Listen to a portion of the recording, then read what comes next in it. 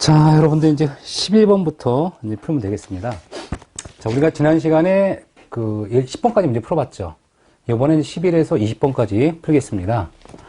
11번 문제 딱 보면은 다음 재하시험 조건이 나와요.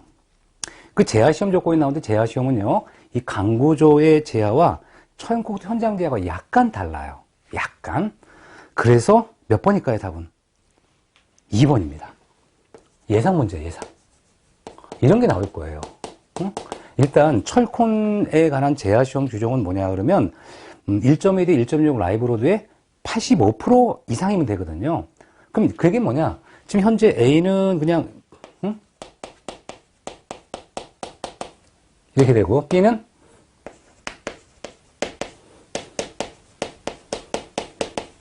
이렇게 돼요. 얘가 이제 강구조고요. 얘가 철권 기준. 자, 그럼 여기서 0.8을 주겠다는 얘기 뭘 얘기해요? 원래는 이렇게 해야 되죠. 이렇게 하중을 제대로 가야 되는데 얼마까지? 15%까지는 감소한 값을 적용할 수 있다는 얘기잖아요. 그래서 이제 이런 것들이 향후에 나올 거예요. 답은 2번. 자, 그 다음에 이제 12번 문제. 철근 콘크리트 구조의 철근 상세가 나오죠. 이건 이제 별표 5개죠.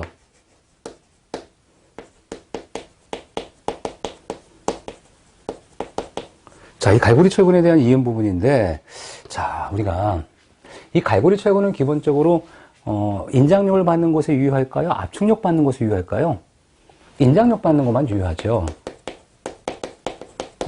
압축력은 관계없어요. 왜냐면 갈고리를 딱 했다는 얘기는 잡아 당길 때 유효한 거거든요. 자, 그럼 표준 갈고리는 이 주근의 표준 갈고리가 있고요. 주근의 표준 갈고리는 이렇게 90도 표준 갈고리가 있고요. 이 180도 표준 갈고리가 있고요. 그 다음에 스트럽건 같은 경우는 이 90도 표준 갈고리가 있고요. 이 135도 표준 갈고리가 있어요. 자, 그럼 스트럽건 같은 경우는 D25 이하 철근에 적용한다. 이렇게 나와요. 자, 그럼 주근의 표준 갈고리는 내면 길이가 중요하죠. 철근 지름의 12배 이상이죠. 내면 길이가 4D 60mm 중 큰 값 이상이죠. 자, 그럼 스트로크는 어떻게 할까요? 스트로크는 D16 이하일 때 6D, 그죠? 그게 뭘 얘기할까요? D16을 초과하게 되면 얘가 오리지널 12D로 가라는 얘기고요. 얘는 D25 적용했죠? 그러니까 얼마가 돼? 6D 이상이면 돼요. 6D. 이렇게 주의할 건 뭐냐? 요거죠. 90도 표준 갈고리는 D16 이하일 때만 6D예요. 자, 그 다음에 내면 반지름 있죠? 이렇게 됐을 때 스몰 r, 내면이죠, 내면. 주근의 내면 반지름 r이라는 것은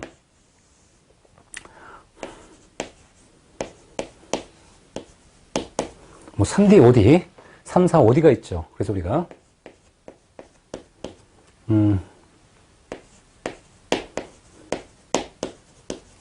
이하, 이상 해서 기본적으로 D25 이하는 3D가 돼요.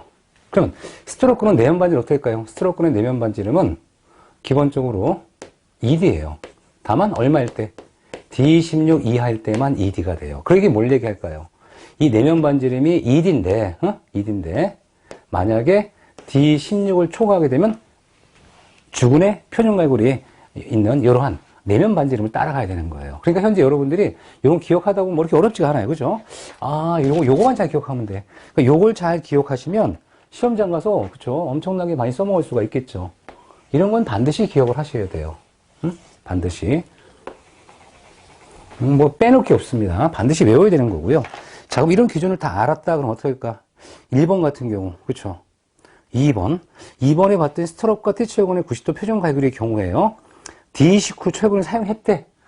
그러면 어떻게 될까요? 우리가 90도 표준 갈고리인데, 지금, 그죠? 현재 D19 사용했어. 그럼 어떻게 돼요? D19 사용하면 12D로 가야 되는 거예요. 왜?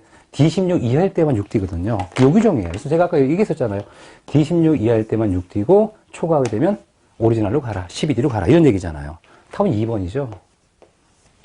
그렇죠? 뭐 3번, 뭐 4번, 5번 다 맞는 지름이죠. 맞는 얘기죠. 이렇게 해서 여러분이 꼭 기억하셔야 될 거 아주 자주 나옵니다. 자주. 자, 13번 문제.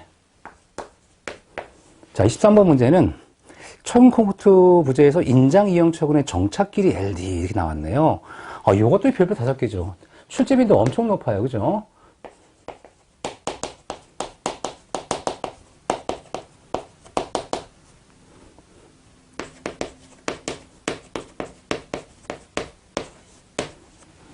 그러면 인장 이형체의 정착 길이 LD라고 하는 이 값, 이것은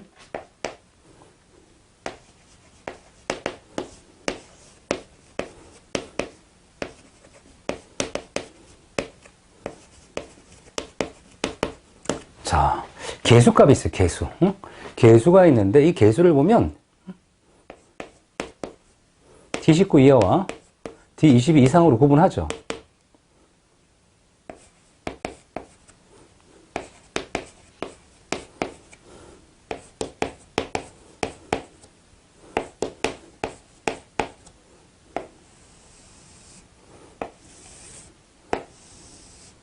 그래서 이 규정은 뭐 피복 두께라든가 순간경이라든가 뭐 감싸는 철근 등이 있는 조건을 만족할 때는 이렇게 아니면 길이를 증가시켜라 이렇게 나오는 거고요. 근데 알파라고 하는 거, 이 알파라고 하는 계수는 1.3 상부 철근이에요. 상부 철근으로 30cm 초과되도록 깊은 콘크리트 타설할 때 기탄이 1.0이죠. 그 다음에 이 베타라고 하는 것은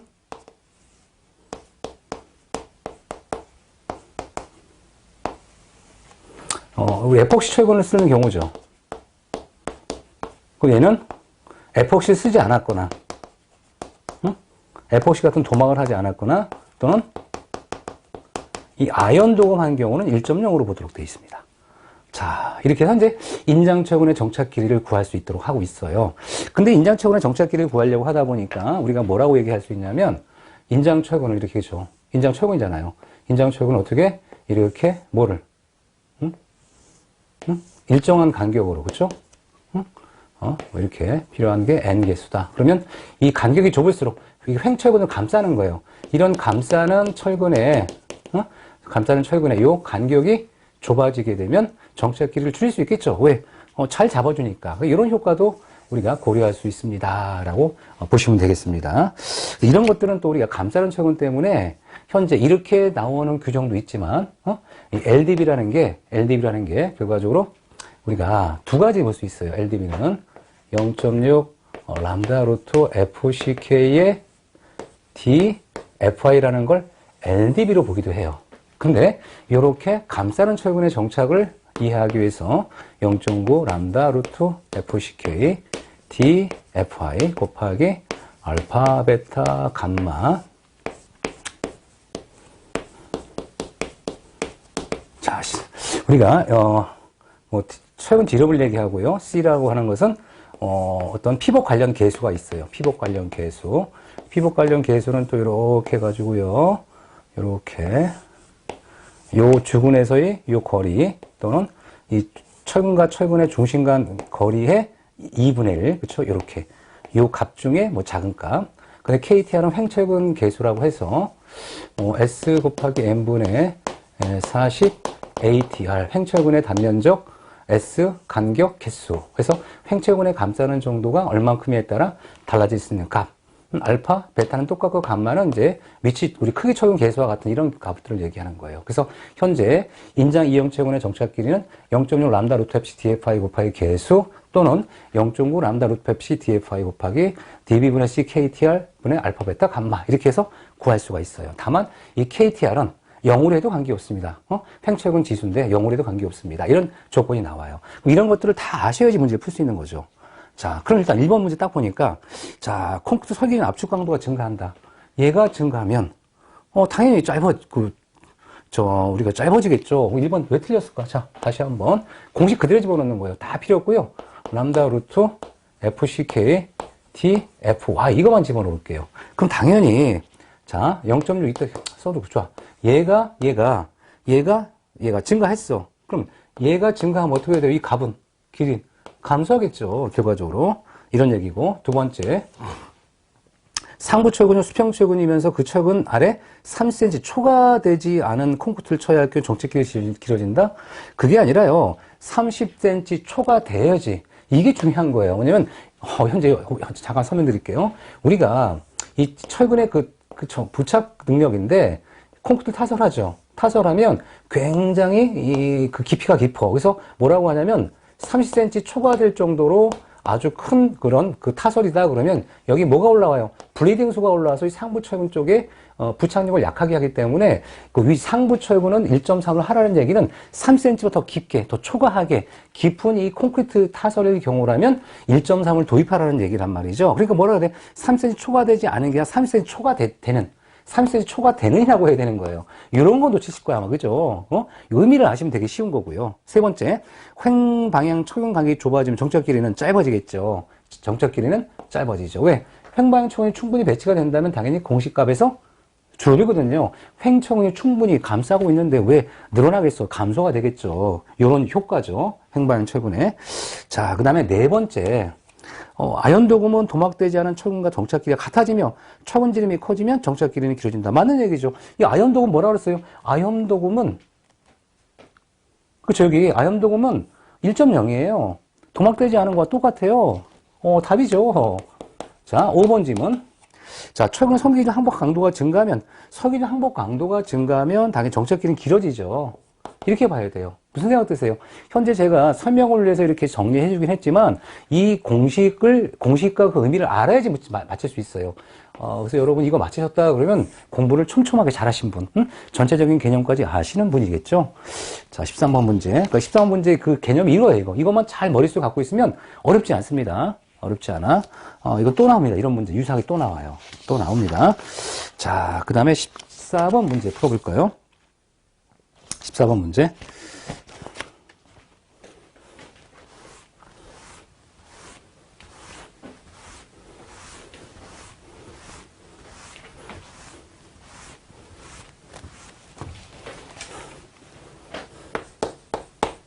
자, 14번 문제는요, 다음 구조물의 활하 중에 한 순간 처짐의 한계의 크기를 물어봤네요. 이거 별표적 와요. 암기를 해야 돼요. 그게 뭐냐면, 우리가 이 바닥에서 우리가 옥상 슬라브가 있고요. 응? 바닥 슬라브가 이렇게 있어요. 이런 식으로. 자, 그럼 현재 우리가 처음에 뭘 얘기하냐면, 자, 우리가 만약에 구조물이 쳐졌죠? 근데 여기 구조물이 쳐질 때 여기에 뭔가 부착하지도 않고 뭔가, 자, 이게 쳐졌죠? 쳐지더라도 쳐질 수 있어요. 그죠? 지지하거나 부착하거나 이런 걸 하지 않은 것들이에요.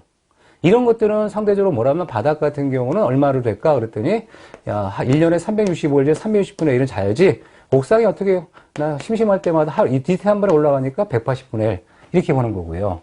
만약 이 처짐에 의해서 이렇게 뭔가가 이렇게 문제가 되기도 해요. 그럼 처짐에 의해서 우리가 손상의 우려가 있을 수 있고요. 지지나 부착된 거야. 지지나 어떤 부착되는 이 종류 중에, 그쵸? 이 종류 중에, 우리가 그 손상의 우려가 있는 게 있고, 손상의 우려가 없는 게 있을 수 있어요. 그러면 하라중에 의한 조건 중에 손상의 우려가 있습니다. 그러면 490분의 L로 제한하고 없을 때는 240분의 L이야 라고 해서 머릿속 기억할 때 뭔가 걸리적거리고 지지 부착하지 않았습니다. 그러면 바닥과 옥상을 구분하고요. 그 다음에 지지나 부착되어 있으면 그 바닥이나 옥상이나 구분하지 않고 그냥 손상의 우려가 있는지 없는지만 아시면 돼요. 자, 이렇게 해서 이제 우리가 공부를 하시다 보면 A, 처짐에 의해서 손상의 우려가 있는 지지 부착되지 않아. 그래서 부착되지 않았잖아. 부착되지 않았으니까 바닥이야? 360. 그죠? 자, B. 처짐에 손상의 우려가 있는 지점은 부착하지 않은 평지붕이다? 옥상 슬라브 180. 처짐에 손상의 우려가 있는 지짐을, 우려가 있을 때 어떻게 돼요? 480분의 1.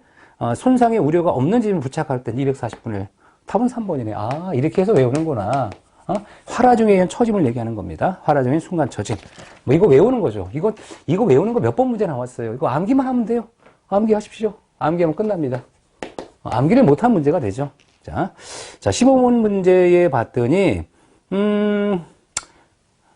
플랜지와 외부의 판폭 두께를 동시에 요구했네. 그죠? 쉬운 거예요. 이거 별표예요, 별표. 별표 3개 늘 나와요.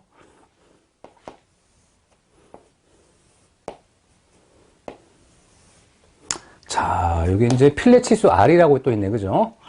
자, 그럼 여기가 200이에요. 200. 400입니다. 플랜지 두께가 20이고요. 그 용접 치수, 플랫 용접 치수가 최소 사이즈 적용한다고 했네. 아, 이것도 이제 알아야 돼. 그러니까 종합 문제예요. 그럼 무슨 얘기냐? 지금 현재 외부 치수가 10mm예요. 그러면 이제 이 R 값을 알기 위해서는 우리가 모살 치수 있죠. 모살 치수 S 최소 값을 알아야 되니까 어떻게 할까요? 자, 6, 13, 19, 19 초과죠. 이하죠. 3, 5, 6, 8. 그러면 작은 변이 10mm니까 얼마가 돼? 5mm가 돼. 그래서 R은 얼마가 돼? 5mm를 계산하는구나. 그렇죠? 이렇게 이제 우리가 유출을 해야 되는 거야. 그러니까 종합 문제예요. 응용 문제예요. 문제. 자, 그럼 우리가 어떻게 하면 될까? 플랜지 같은 경우야. 이 플랜지의 이 세 장비 같은 경우야. 100이죠. 100. 절반. 100 나누기 20 하면 되니까 5 떨어지죠. 심플하게. 5가 딱 떨어져. 자, 5. 자, 떨어지고. 그 다음에 외부죠. 외부는 좀 복잡해요. 판폭 두께비 외부를 하려면 일단 10은 계산할 수 있는데 전체가 이제 여기 이렇게 용접한 거에 용접한 끝에 요 사이를 계산하면 돼요. 그럼 400에서 두 개, 두 개, 25, 25 한번 해도 되는데 어쨌든 좋아. 20 더하기 5mm를 이렇게 빼야겠죠. 그러면 50을 빼면 되겠네. 350, 3.5 그럼 하면 되겠죠. 그럼 현재 결과적으로 10분의 350을 해주면 되니까 좀 크게 나오죠. 35. 답은 3번이네. 그렇죠? 답은 3번. 근데 만약에 우리가 이 용접 치수를 별도로 안 주고 그냥 심플하게 했다 그러면 그냥 이거 무시하고 해도 돼요. 하지만 이 조건은 뭐야? 필렛 치수를 딱 줬기 때문에 필렛 치수를 우리가 여기서 빼줘야 되는 거예요. 여기서. 만약 없다 그러면 그냥 무시해도 돼요. 없다 그러면. 자, 그 다음에 이제 자, 16번 문제. 야, 16번은 점점 문제 유형도 종합적이죠. 그래서 아마 여러분들 공부하시면서 이 도움이 굉장히 될 거예요. 공부에. 왜냐하면 우리가 어떤 문제를 풀 때 굉장히 다양한 생각을 해야 된다는 거. 그래서 이제 한 문제가 아니라 뭐 두 문제, 세 문제를 복합한 것처럼 생각을 많이 하셔야 되거든요. 그럼 이런 문제를 많이 풀다 보면 나중에 어떻게 돼요? 단답형 쉬운 문제는 그냥 바로바로 풀어버리거든요. 16번 문제는 뭐냐? 이게 가나의 유효폭을 산출한 후 가 빼기 나야. 왜냐면 이 문제를 한 이유가 있어요. 여러분이 제대로 우리가 그 합성보의 유효폭을 이해해라. 합성보의 유효폭을 제대로 이해하기 위해선 가 빼기 나를 해봐야 돼요. 가의 유효폭과 나 유효폭을 계산한 다음에 빼보는 게 좋아요. 그럼 어떻게 하면 될까요? 현재 이 조건을 봤을 때 길이는 똑같아요. 길이는 똑같은데 이 가보와 이 나보의 상황이 다르단 말이에요, 지금. 그쵸? 상황이 달라요. 그래서 현재 끝의 길이가 1.5m고, 여기까지 거리가 6m고, 그 다음에 요 거리가 5m예요. 그러면 이 가는 어떻게 해야 돼요? 이 가를 알기 위해선, 가의 유효폭에선 좌측과 우측을 구분해야 되고요. 이 나보의 폭을 하려면 좌측과 우측을 구분해야 되는 거예요. 구분해야 돼. 그럼 가장 처음에 뭐를 해야 될 거냐 그러면 결과적으로 이제 8분의 1 이게 현재 L이 16m죠. 그러니까 기본적으로 8분의 L이라는 조건을 하면 8분의 16이니까 얼마가 나와? 2m가 나오죠. 그럼 얘는 똑같이 2m가 나와요. 2m가 좌측. 자, 그 다음에 그 슬라브와 슬라브의 중심 간의 2분의 1인데 이 좌측은 할 게 없어. 넘어가는 거예요. 넘어가. 자, 그 다음에 좌측에 이 중심에서 끝까지 거리가 1.5m입니다. 그럼 셋 중에 가장 최소값이 얼마가 돼? 1.5가 될 거고, 우측에, 다시, 우측으로 가는 거예요. 우측에 이 중심과 중심의 2분의 3m가 나오죠. 그 다음에 끝까지 거리는 없어. 그럼 어떻게 돼요? 2m가 나와. 그럼 이 실제로 가의 유효폭의 합계는 1.5 곱하기 1.5 더하기니까 3.5m가 되는 거예요. 좌측에 가의 유효폭은. 자, 그 다음에 나는 어떻게 할까? 나 같은 경우는 지금 현재 이 중심과 중심, 좌측이야. 이 좌측을 봤더니 중심과 중심의 6의 반이니까 3이죠. 3m. 끝까지는 거리는 없습니다. 그 다음에 우측 같은 경우도 이제, 중심과 중심의 절반이니까 2.5죠. 그럼 이 좌측의 최소값 얼마가 나와? 2. 우측의 최소값 얼마 나와? 2가 나와. 그럼 얼마가 나와? 4m. 그럼 3.5에서 4를 빼면 얼마 남아? 마이너스 0.5네. 답은 3번. 이렇게 푸는 거예요. 이 문제 또 제가 만들었잖아요. 왜? 가끔 보면 학생들이 우리가 그 유효폭을 구할 때, 우리가 8분의 L, 그 다음에, 중심과 중심 2분의 L, 그 다음에 중심에서 끝까지 거리인데, 중심에서 끝까지 거리는 나올 수 있고 안 나올 수 있다는 걸 제가 얘기하는 거예요. 그래서 이렇게 해서 현재 케이스 바이 케이스를 다, 완벽하게 유효폭을 이해한다면 문제가 마이너스 0.5 나온다는 걸 알았을 거예요. 마치 시무손 들어보세요. 우리 훌륭해. 역시 뭐 큐마카 다 설명했던 거잖아요. 이 케이스 바이 케이스를. 이 케이스 바이 케이스 알아야지 문제 풀 수 있는 문제입니다. 자, 알아. 자, 그 다음 17번 문제.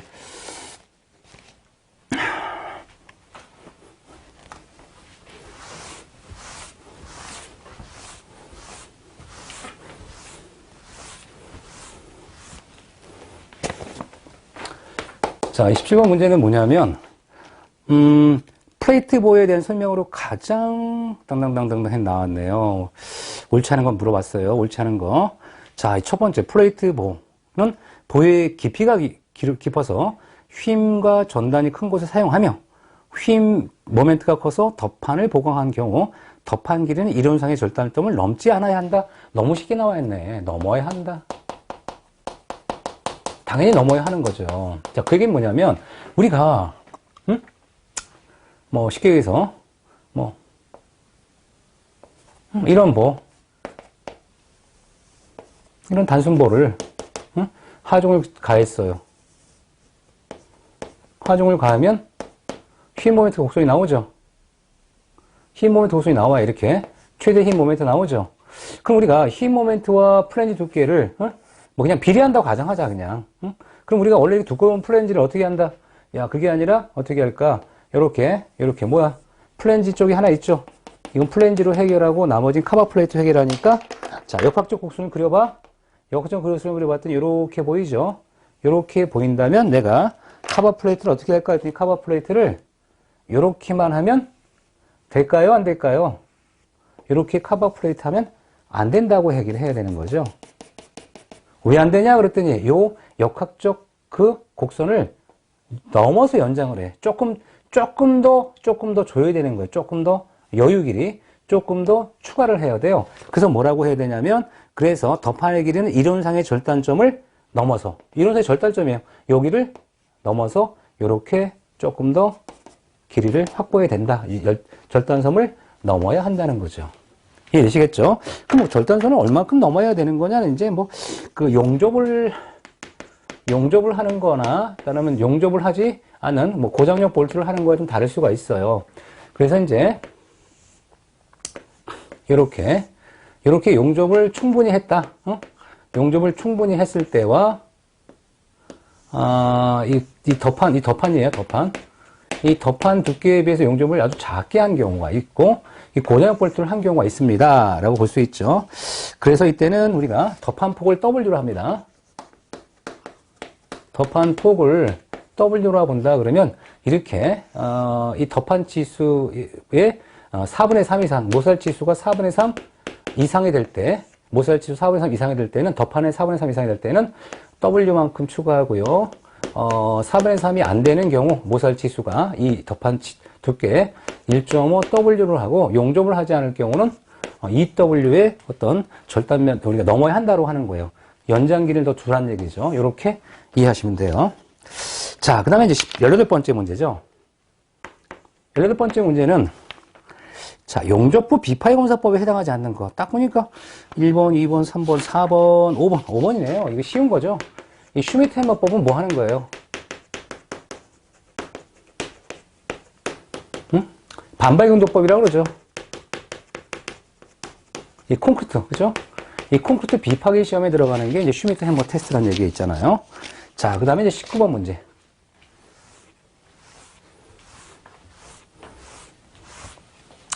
자, 우리 19번 문제 같은 경우는요, 철골 기둥의 좌구라종, 이 별표 5개죠.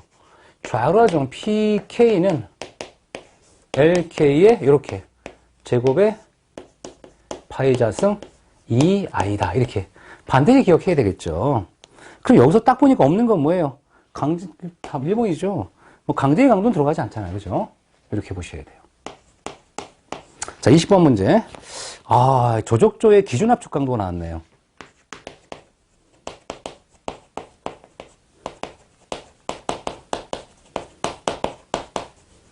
자, 우리가 이제 보통 조적조 같은 경우는 프리즘 시험법을 하든가, 프리즘 시험 성적서를 하든가, 조적개체 강도 시험법을 하든지 그 중에 택일하도록 되어 있어요. 근데 조적제의 프리즘 시험 방법과 프리즘 시험 성적서 방법이 약간 다르다는 거. 그래서 A 같은 경우 보면은, 자, 프리즘 시험이에요. 프리즘 군의 압축 강도는 기준 압축 강도 이상. 요거 이상이면 돼요.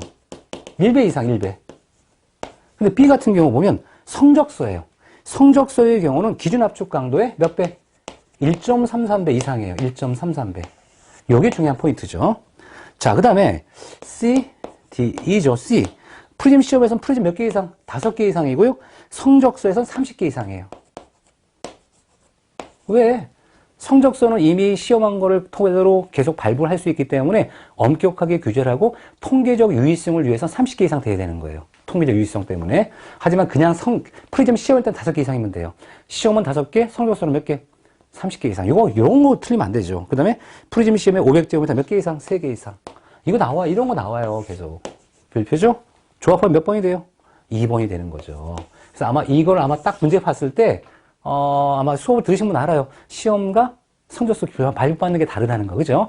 이걸 알면 괜찮은데, 이거 모르면 헷갈리는 거예요. 언제는 1이고, 언제는 1.33이야? 언제는 왜 30개인데? 라고 고민하지 마시고요. 성적서를 발부하는 건 성적서 가지고 계속 써먹을 수 있기 때문에, 보다 통계적인 유의성이나 엄청난 많은 실험을 통해서 네가 적절한 이런 기준 압축 강도를 요구할 수 있다는 거예요. 1.33, 그렇죠. 기준 압축 강도. 됐죠? 이런 거 이해하시면 아마 공부가 충분히 되신 분이에요. 자, 그래서 우리가 그 20문제 풀어봤어요, 여러분들. 응? 자, 다 맞히시면 손으로 봐. 다 맞췄다. 오, 그래요. 예. 자, 뭐 한 개 정도 틀렸다. 반도 못 맞췄다, 손들어 봐서 괜찮아요. 잘 안 들리려고 하지만 괜찮습니다.